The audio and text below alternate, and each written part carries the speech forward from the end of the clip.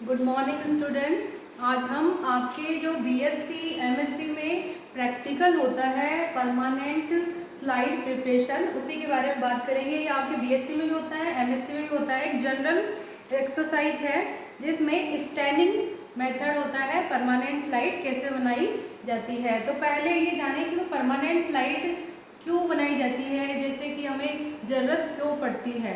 तो कोई भी मटेरियल है जैसे कि स्लाइड होती है तो उसको परमानेंट या जैसे सुरक्षित रखने के लिए लॉन्ग टाइम के लिए तो उसको स्टेन किया जाता है, डिहाइड्रेट किया जाता है या परमानेंट स्टेनिंग मेथड के द्वारा प्रिजर्व भी किया जाता है। और माइक्रोस्कोप में फाइन स्ट्रक्चर देखने के लिए ये सारा प्रोसीजर उस पर किया जाता है। तो फर्स्ट हम बात करेंगे यहाँ पर general method of permanent preparation, permanent slide preparation का जनरल मेथड क्या है। तो स्टैनिंग जो होती है, एक तो सिंगल स्टैनिंग होती है और एक डबल स्टैनिंग होती है। तो पहले हम बात कर लेते हैं सिंगल स्टैनिंग मेथड की।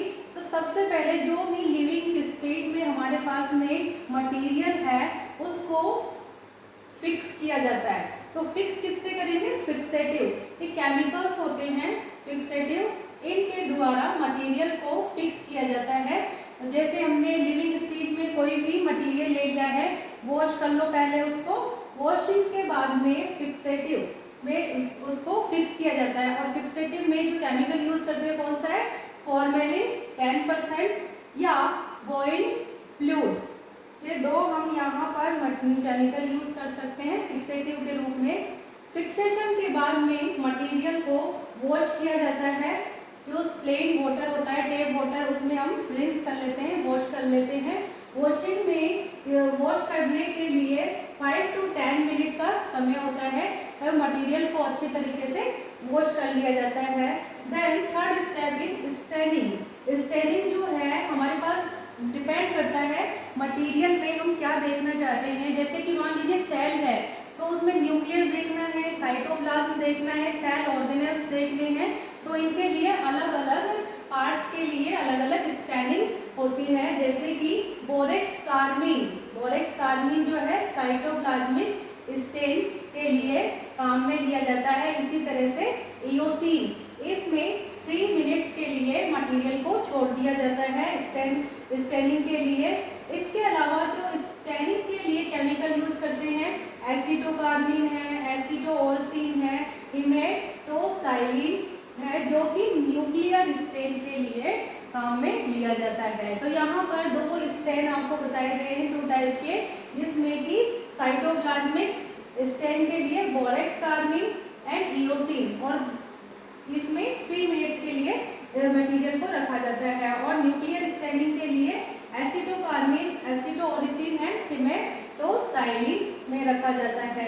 देन जो स्टेप आता है इसके बाद में डिफरेंशिएशन। डिफरेंशिएशन वाले स्टेप में जो मटेरियल है इसको एसिड वाटर में 1/2 and 1 मिनट, या तो 1/2 मिनट या 1 मिनट तक हम उसको मटेरियल को रखते हैं। देन बाद में वापस से वॉशिंग करते हैं 5 to 10 मिनट। वॉशिंग के बाद में डिहाइड्रेशन प्रोसेस। डिहाइड्रेशन प्रोसेस क्यों आवश्यक है? कोई भी मटेरियल है उसमें वाटर कंटेंट होता है, अगर हमको उस लॉन्ग टाइम के लिए प्रिजर्व रखना है तो वाटर मटेरियल जो भी है उसको रिमूव करना ज़रूरी होता है, नहीं तो बैक्टीरियल डीके से मटेरियल डिस्ट्रॉय हो जाता है और जो स्ट्रक्चर हम देखना चाह रहे हैं वह नहीं दिखाई देती है। तो डिहाइड्रेशन का जो प्रोसेस है, एक अल्कोहल सीरीज जो होती है, अल्कोहल क्या करता है? डिहाइड्रेट करता है। जैसे हमको कई बार हाथ भी अच्छे तरीके से वॉश करने होते हैं, हमें लगता है कि बैक्टीरिया है या कुछ भी जर्म्स लगे हुए, तो हम अल्कोहल से उसको वॉश करते हैं, या अल्कोहल या सैनिटाइजर जो यूज़ किया जाता है तो उसमें अल्कोहल ही होता है जो कि लगे हुए हाथों पे लगे हुए जर्म्स को डिहाइड्रेट कर देता है। तो यहाँ पर डिहाइड्रेशन के लिए अल्कोहल सीरीज बनाई जाती है जिसमें 30%, 50%, 70, 90 एंड 100% अल्कोहल होती है। प्रत्येक परसेंट अल्कोहल में 5 मिनट तक मटेरियल को रखा जाता है। सबसे पहले 5 मिनट तक रखेंगे 30% alcohol, then 50, then 70, 90 and 100% alcohol में। आफ्टर डिहाइड्रेशन मटेरियल को डी एल्कोलाइजेशन एंड क्लीन किया जाता है। किसकी सहायता से? जाइलिन। जाइलिन में मटेरियल को 5 मिनट रखते हैं जिससे कि डी एल्कोलाइजेशन एंड क्लियर हो जाता है, ट्रांसपेरेंट हो जाता है जो मटेरियल है हमारे पास में। देन उस मटेरियल को डीपीएक्स और कनाडा बाल्सम के साथ माउंट करके माइक्रोस्कोप के नीचे देखा जाता है। तो ये सारा मेथड हो गया सिंगल स्टेनिंग मेथड का। देन इसके बाद में आता है डबल स्टेनिंग मेथड। ये भी बिल्कुल सिंगल स्टेनिंग के जैसे है, लेकिन इसमें जो स्टेनिंग होती है वह डबल टाइम होती है। इस स्टेनिंग को, डबल स्टेनिंग मेथड को इमेटोजाइलिन, इमेटॉक्सिलिन और इओसिन स्टेनिंग मेथड भी कहते हैं, क्योंकि ये इनकी सहायता से ही स्टेन किया जाता है मटेरियल जो है। तो फर्स्ट स्टेप इसमें भी वही है, लिविंग स्टेज में हमने मटेरियल ले लिया है, देन उसको वॉश करते हैं, प्रिजर्व करते हैं एंड फिक्स करते हैं। फिक्सेशन में वापस से वही फिक्सेटिव यूज कर सकते हैं, formalin and Bouin's fluid. Then washing, material को वॉश किया जाता है। देन स्टेनिंग, यहाँ पर 2 स्टेप होते हैं स्टेनिंग के। फर्स्ट स्टेप में हिमेटोजाइलिन, हिमेटॉक्सिलिन में रखा जाता है 1/2 to 2 मिनट तक। मटेरियल को हिमेटॉक्सिलिन में 2 मिनट तक रखा जाता है। देन डिफ्रेंशिएशन, इस दौरान एसिड वाटर में 1/2 and 1 मिनट के लिए मटेरियल को रखा जाता है। इसके बाद में ब्लूइंग एक स्टेप होता है जो टैप वाटर में 10 से 30 मिनट तक मटेरियल को रखा जाता है।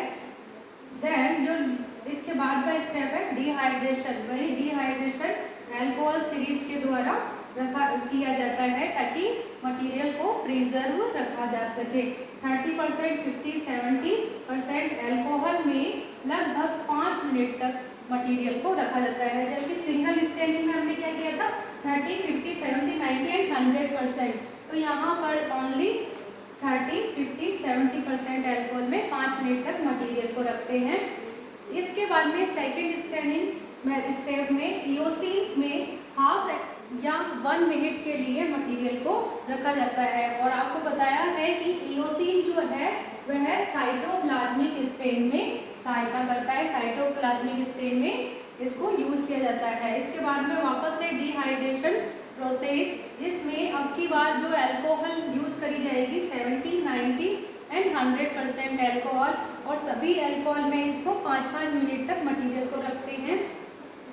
After dehydration, dealcoholization and cleaning, जो कि जाइलिन से वह 5 से 10 मिनट तक मटेरियल को रखते हैं जिससे ट्रांसपेरेंट हो जाता है। देन माउंटिंग, डीपीएक्स और कनाडा बाल्सम की सहायता से माउंट करते हैं मटेरियल को, और माइक्रोस्कोप के नीचे देखने पर जो हमें संरचना देखनी है वह फाइन स्ट्रक्चर दिखाई देता है। तो ये आपके जनरल प्रैक्टिकल है। बीएससी फर्स्ट ईयर में भी स्टेनिंग मेथड आता है, permanent slide preparation second year, final year and MSc previous and final में भी। तो आप ये मेथड देख लीजिए किस तरह से परमानेंट स्लाइड बनाई जाती है। Okay, thanks.